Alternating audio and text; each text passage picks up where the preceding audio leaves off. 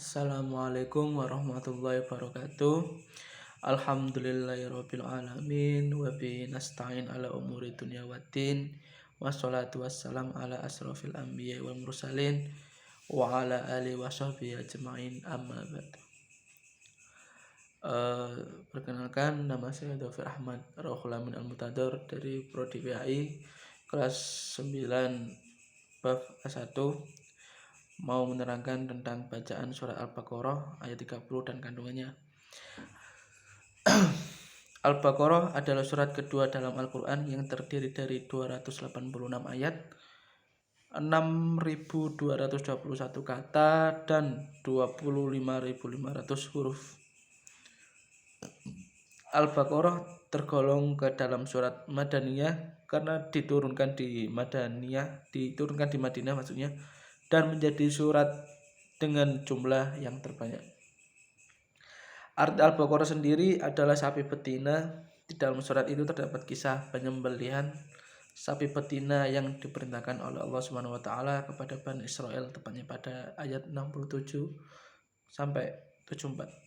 Allah berfirman, "Dan ingatlah ketika Musa berkata kepada kaumnya, Allah memerintahkan kamu agar menyembelih seekor sapi betina. Mereka bertanya, apakah engkau akan menjadikan kami sebagai ejekan?"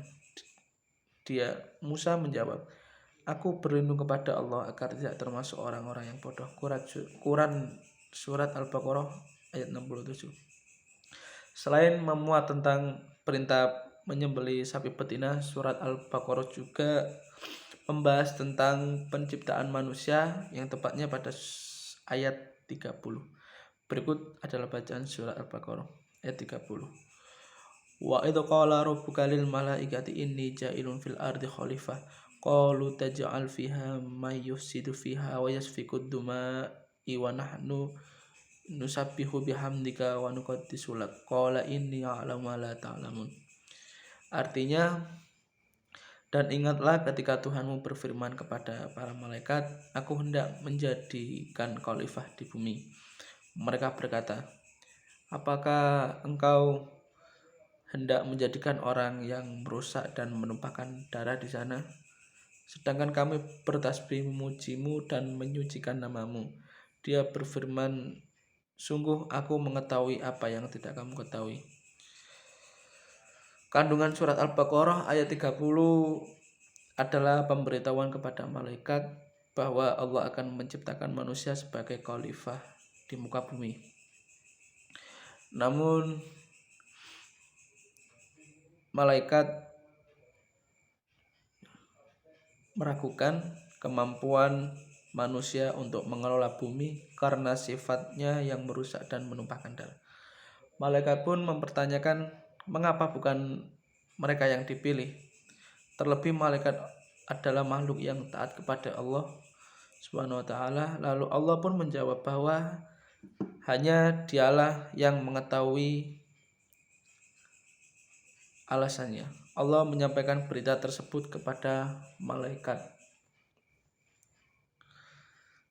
karena tugas-tugas mereka kelak akan berhubungan dengan manusia.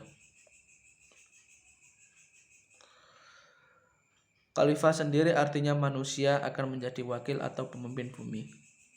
Tugas ini sangatlah berat, maka Adam sebagai manusia yang diciptakan dan diberikan akal dan diajarkan berbagai macam ilmu pengetahuan oleh Allah Subhanahu wa taala.